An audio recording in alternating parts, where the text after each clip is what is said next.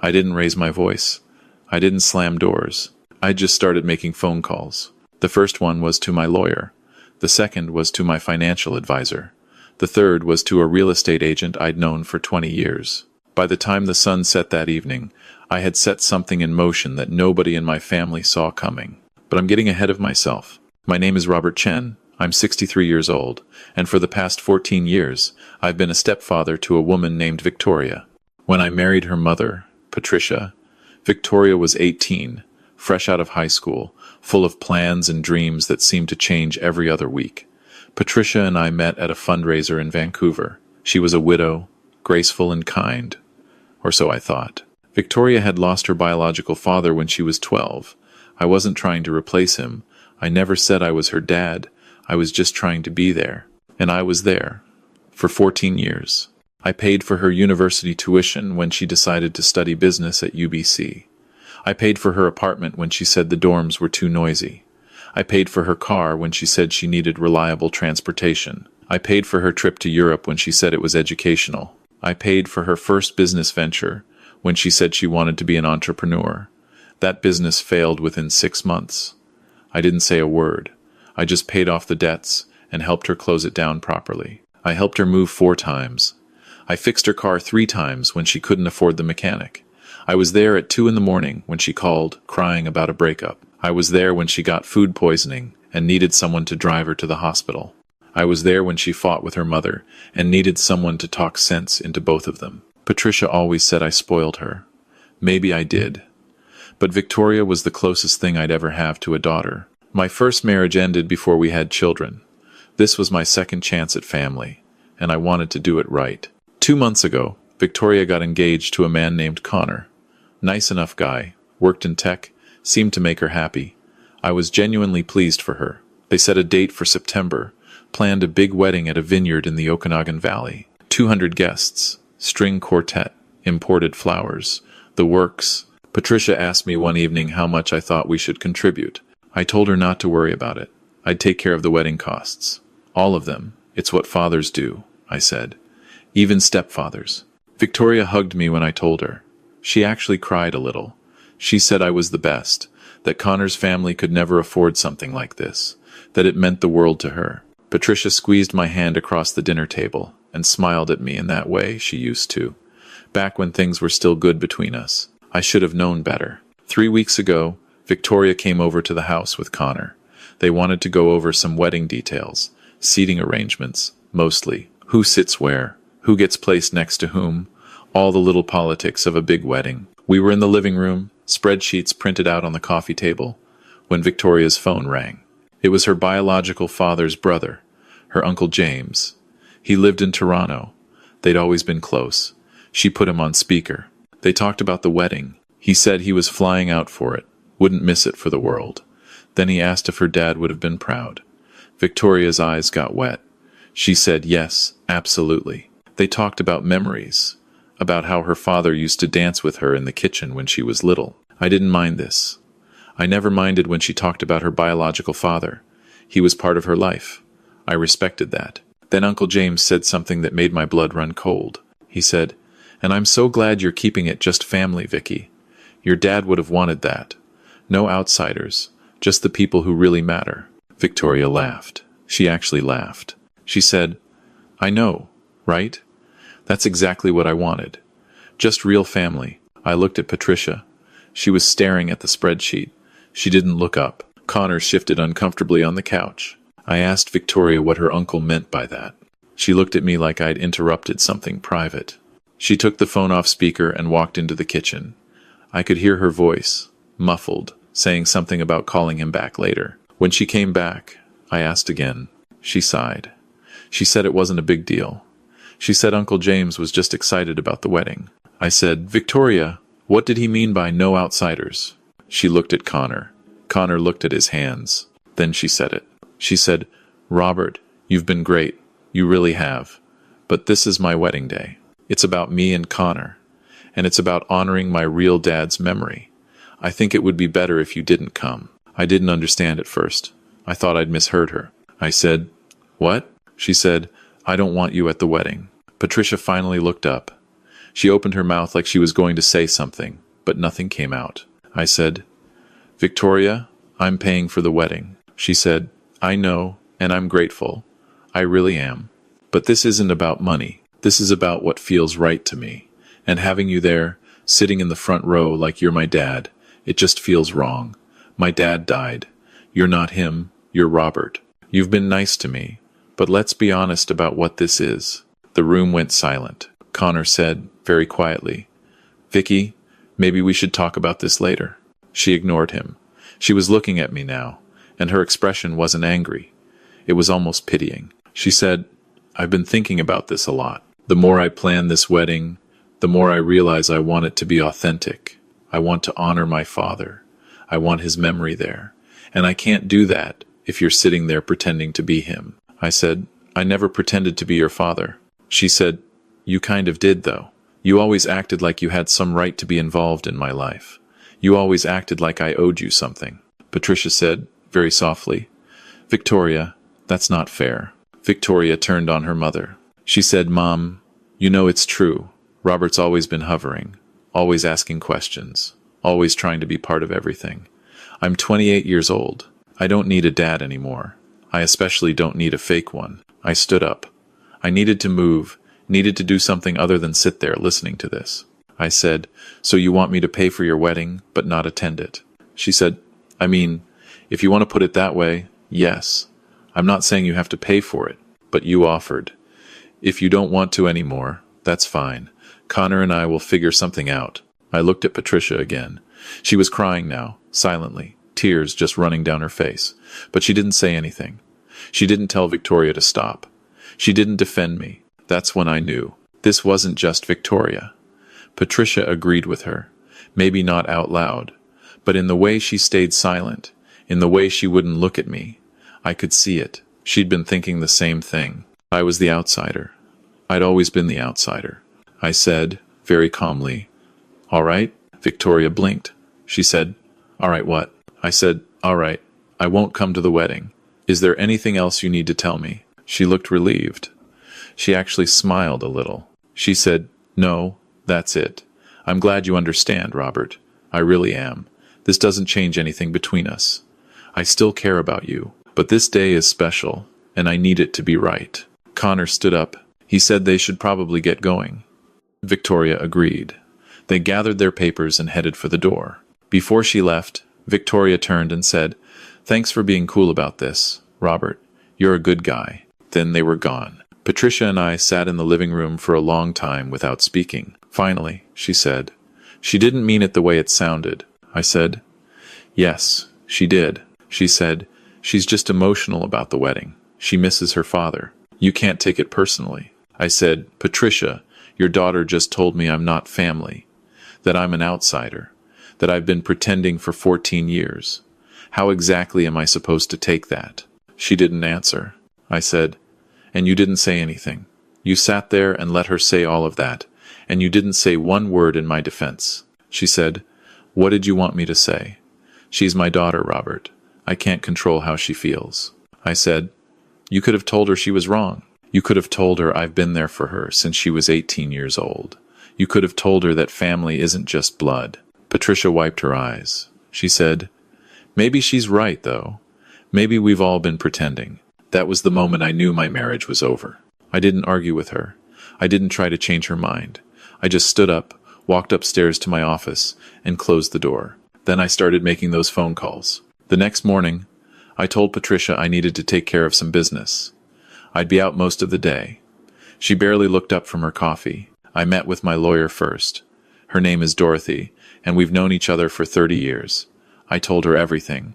She listened without interrupting, then pulled out a notepad and started writing. She said, "Are you sure about this, Robert?" I said, "Completely." She said, "This is going to hurt a lot of people."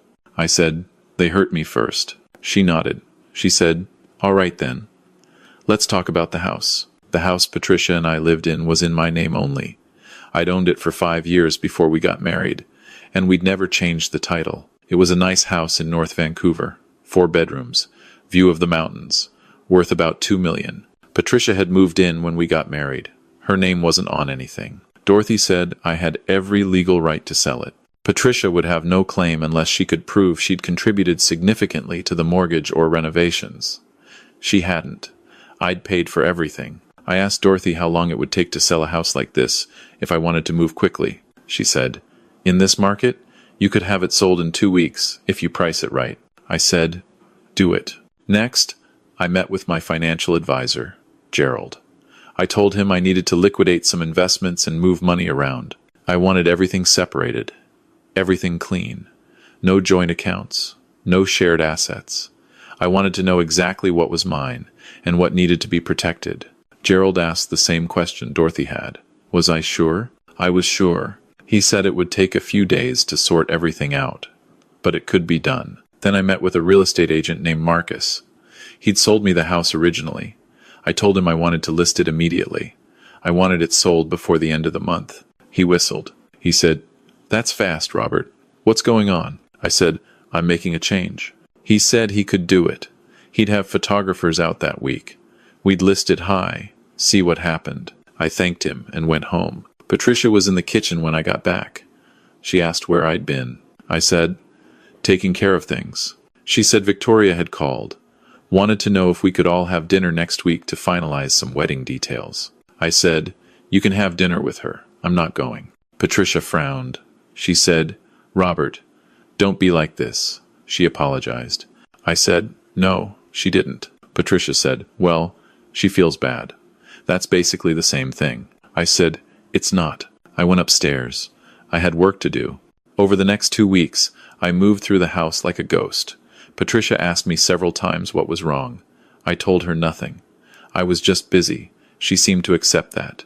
The for sale sign went up on a Tuesday. Patricia saw it when she came home from her book club. She came into my office, holding her car keys, face pale. She said, "Why is there a for sale sign on our lawn?" I said, "Because I'm selling the house." She said, "You're what?" I said, "I'm selling the house. It's mine. I'm selling it." She said, "You can't do that. I live here." I said, "Not for much longer." She stared at me. She said, "Robert, what is going on?" I said, "I'm disappearing, Patricia. That's what Victoria wanted, isn't it? For me to not be there? Well, I'm taking her advice. I'm removing myself from this family." She said, "This is insane. You're being ridiculous." I said, "No, I'm being clear. Your daughter made it very clear that I'm not family. You made it very clear by staying silent. So I'm acting accordingly." Patricia started crying. She said this wasn't fair, that I was overreacting, that Victoria didn't mean it. I said, "She meant it, and so did you." She begged me to reconsider. She said we could talk about this, go to counseling, work things out. I said counseling wouldn't change the fact that after 14 years, I was still just the outsider who paid for things. The house sold in 9 days. A young couple from Hong Kong, cash offer, $2.3 million. Marcus called me personally to say it was the fastest sale he'd seen in years. I accepted immediately. Closing was set for 3 weeks later. Patricia moved into a hotel. She called me every day, sometimes twice a day, begging me to stop this. I didn't answer most of the calls. When I did, I kept it short. The decision was made. Victoria called me too. She was angry. She said I was being cruel to her mother. She said I was punishing them both for one mistake. She said she'd already apologized. What more did I want? I said, "You didn't apologize, Victoria. You said you felt bad. That's not the same thing." She said, "Fine, I'm sorry. Okay, I'm sorry." "Is that what you want to hear?" I said, "It's 14 years too late." She said, "What does that even mean?" I said, "It means I spent 14 years being there for you, and the moment it mattered, you told me I was nobody. So now I'm acting like nobody. I'm disappearing, just like you wanted." She started crying. She said I was ruining her wedding, ruining her life, ruining everything. I said, "Victoria, I'm not coming to your wedding. I'm not paying for your wedding. I'm not paying for anything anymore. You're 28 years old. You'll figure it out." She said, "You already promised to pay." I said, "And you promised I was part of the family." We both said things that turned out not to be true. Then I hung up. Connor called me the next day. He was polite, careful. He said he understood I was upset, but could we please talk this through like adults? I said, Connor, this doesn't involve you. He said, it kind of does. You're pulling funding for our wedding. I said, I'm pulling funding for a wedding I'm not invited to. That seems fair to me. He said Victoria was willing to invite me now if that's what it took. I said, I don't want a pity invitation, Connor. I want to be respected. Since that's apparently not possible, I'm removing myself from the situation. He tried to argue. I wished him well and ended the call. The closing date arrived. I'd already moved most of my personal belongings into a storage unit. I'd rented a small condo downtown, something temporary, while I figured out my next move. The night before the new owners took possession, I went back to the house one last time. It was empty. All the furniture was gone, sold, or donated. My footsteps echoed on the hardwood floors. I walked through each room slowly. The living room where Victoria had told me I wasn't family. The kitchen where Patricia and I used to have coffee every morning. The bedroom where we'd slept for 14 years. In the kitchen, I left something on the counter, a black binder. Inside that binder was a record of every single expense I'd incurred for Victoria over the past 14 years. Tuition receipts, rent payments, car payments, business loan payoffs, groceries, utilities, medical bills, travel expenses, everything. I'd spent months compiling it. Going through old bank statements, credit card bills, receipts I'd kept in file boxes. Dorothy had helped me organize it all chronologically. The total came to $473,000. Each page was labeled with the date, the amount, and what it was for. At the end of the binder, I'd included a letter. The letter said, Victoria, you told me I was not your father. You told me I was an outsider. You told me I had been pretending for 14 years. You were wrong about the pretending. I never pretended. I was genuine in everything I did for you. But you were right that I'm not your father. Your father passed away when you were 12. I'm just the man who took care of you after that. This binder represents what that care looked like in financial terms. I'm not asking you to pay me back. Money was never the point. But I wanted you to see it.